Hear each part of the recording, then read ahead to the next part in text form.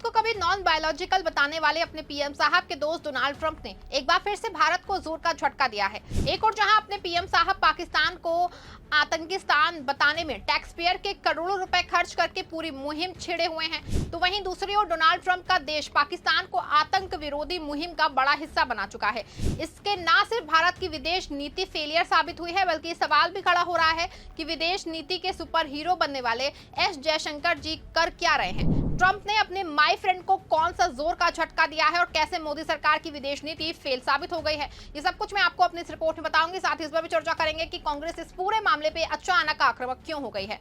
नमस्कार, आप देखना शुरू कर चुके हैं 4 PM और मैं हूं आपके साथ सिमरन। दोस्तों, पाकिस्तान को भारत 75 साल से आतंकिस्तान कहता आ रहा है, जिसने 26/11 में 166 बेगुनाहों को मरवाया, जिसकी जमीन से हर साल नए आतंकी पैदा होते हैं, जिसने पुलवामा कराया उसे अब संयुक्त राष्ट्र सुरक्षा परिषद में आतंकवाद विरोधी समिति का उपाध्यक्ष बना दिया गया है। अगर आपको लग रहा है कि आपने कुछ गलत सुन लिया है तो ऐसा नहीं है। जी हाँ, सही सुना है आपने। पाकिस्तान अब दुनिया को बताएगा आतंकवाद क्या है, आतंक को कैसे रोका जाए और भारत खड़ा होकर तमाशा देखेगा।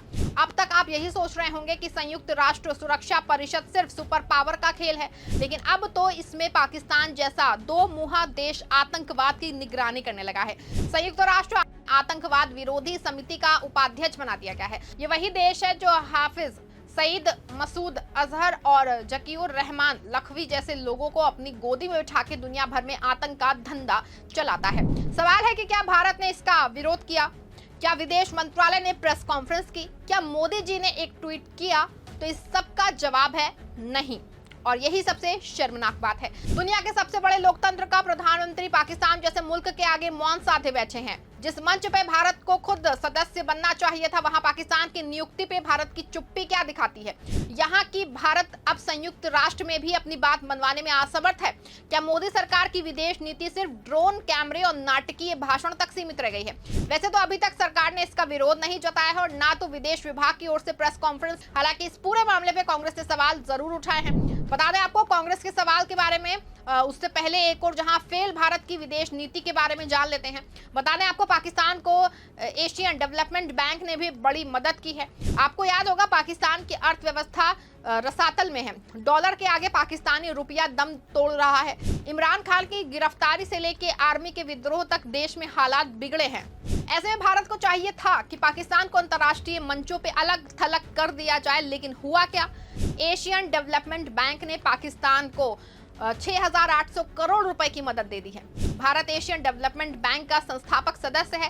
भारत के पैसे से चलने वाले बैंक से पाकिस्तान को राहत दी जा रही है और भारत चुप है। क्या यही कूटनीति है? क्या यही विश्व गुरु बनने का तरीका है? जब दुश्मन भूखा मर रहा है, उस वक्त उसके कटोरे में खाना डालना वसुधैव कुटुंबकम नहीं, राजनीतिक मूर्खता है।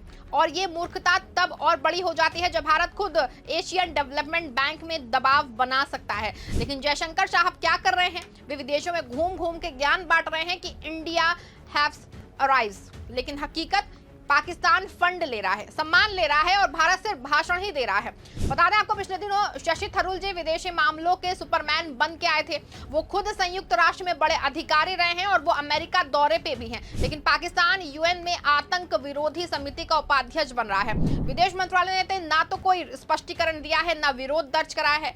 क्या ये डर है या फिर मोदी सरकार की नीति ही है कि कुछ भी हो जाए अमेरिका की नाराजगी नहीं चाहिए? हालांकि इस कांग्रेस ने सवाल उठाया है। कांग्रेस प्रवक्ता पवन खेड़ा ने अपने एक्स पे लिखा है, ऑपरेशन सिंदूर के दौरान 9 मई को IMF ने पाकिस्तान को $1 अरब दिए। ऑपरेशन सिंदूर के तुरंत बाद विश्व बैंक में पाकिस्तान को $40 अरब देने का फैसला किया। ऑपरेशन सिंदूर के तुरंत बाद 3 जून को ADB पाकिस्तान को $80 करोड़ दिए। अब 4 जून को पाकिस्तान को UNSC तालिबान प्रतिबंध समिति के अध्यक्ष और UNSC आतंकवाद विरोधी समिति के उप प्रमुख के रूप में चुना गया। बेशक ये हमारी अपनी विदेश नीति के पतन की दुखद दास्तां है, लेकिन वैश्विक समुदाय पाकिस्तान द्वारा आतंकवाद के प्रायोजन को लगातार वैध ठहराने की अनुमति कैसे दे सकता है?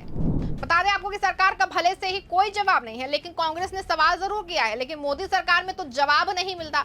यहाँ तो सवाल पूछना भी देशद्रोह कहलाता है। बता दें आपको, याद दिला दें कि ये वही सरकार है जो कहती थी कि 56 इंच की छाती है, विदेशों में भारत का डंका बज रहा है।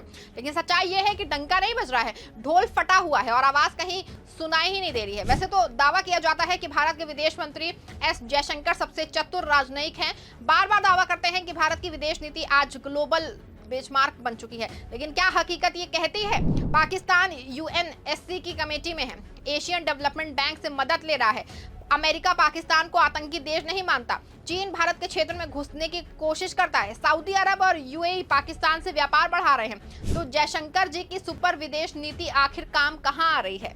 क्या सिर्फ अमेरिका और जापान से सेल्फी लेना ही विदेश नीति है? बता दें आपको कि भारत का पड़ोसी देश नेपाल चीन के करीब आ चुका है, श्रीलंका चीन से ऋण लेके घुटनों पे है, अफगानिस्तान में तालिबान और भारत के लिए दरवाजे बंद हैं। ये कैसी नीति है जहां भारत का पड़ोसी ही भारत से नाराज है? जयशंकर जी कहते हैं कि हम दुनिया को डायरेक्शन दे रहे हैं, लेकिन जो हालत सामने आ रही है ना, उसे लगता है कि पाकिस्तान हमें डायरेक्शन दे रहा है। और आतंकवाद क्या है? अब ऐसा लगता है कि मोदी सरकार की विदेश नीति अब इवेंट मैनेजमेंट बन चुकी है। अमेरिका में हाउडी मोदी, ऑस्ट्रेलिया में मोदी इन, मेलबर्न फ्रांस में नमस्ते पेरिस, ये सब दिखाने के कार्यक्रम हैं। लेकिन जब बात असल नीतियों की आती है तो मोदी सरकार फेल हो जाती है। पाकिस्तान के आतंक पे मोदी सरकार की धौंस बेअसर है, चीन की नजर घुसपैठ पे जमी हुई है, यूएन में कोई असर नहीं दिख रहा है, इंटरनेशनल फॉर्म्स पे भारत की अनदेखी हो रही है। अब क्या यही मोदी सरकार की अंतर्राष्ट्रीय प्रतिष्ठा है? और सबसे बड़ा मजाक तो यह है कि जो सरकार हर बार आतंकवाद पे जीरो टॉलरेंस की बात करती है, वो पाकिस्तान को उपाध्यक्ष बनने देती है, वो भी चुपचाप। बता दें आपको, यही है खोखले राष्ट्रवाद की असली पहचान, नतीजे नहीं बस प्रचार। एक और जहां पहलगाम जैसा आतंकी घटना करा के पाकिस्तान आतंकवाद पे भाषण देने की स्थिति में है और भारत चुप है, शर्मसार है, असहाय है। संयुक्त राष्ट्र में पाकिस्तान का वर्चस्व बढ़ रहा है, भारत की आवाज घट रही है, भारत के टैक्स पेयर का पैसा विदेश नीति चमकाने के नाम पे बहाया जा रहा है और बदले में हमें सिर्फ तमाचे मिल रहे हैं। ये है मोदी राज की सशक्त विदेश नीति। क्या यही विश्वगुरु बनने का तरीका है? एक देश जिसकी पहचान ही आतंक है, वो अब दुनिया को बताएगा कि आतंक क्या होता है, और वो 56 इंच वाला भारत देखता रहेगा और मोदी सरकार सिर्फ फ्लाइट में फोटो, विदेश में भाषण करती रहेगी। बता दें आपको कि यूएन में आतंक विरोधी समिति का उपाध्यक्ष अब आतंक की परिभाषा बनाएगा और भारत उसका चेहरा देखता रहेगा, क्योंकि हमारे देश की विदेश नीति इतनी हल्की हो गई है कि पाकिस्तान जैसे छोटे और कमजोर देश के खिलाफ कुछ कर पाने की स्थिति में नहीं है। और भारत की जनता का सवाल अब भी वही है, क्या पाकिस्तान का प्रमोशन भारत देखता रहेगा? क्या पाकिस्तान को सबक सिखाने के लिए भारत कोई कड़ा रुख यूएन में उठाएगा? क्या मोदी सरकार को इस सवाल इंटरनेशनल स्तर पर नहीं उठाना चाहिए कि जिसने पहलगाम, 26/11, उरी और कई आतंकवादी हमले कराए, वो देश कैसे आतंक विरोधी समिति का उपाध्यक्ष बन सकता है? आपको क्या लगता है कि मोदी सरकार इस सवाल उठाएगी? अपनी राय कमेंट में जरूर लिखिएगा। खबर अच्छी और सच्ची लगी खबर को लाइक, शेयर और चैनल को सब्सक्राइब जरूर कर दीजिएगा।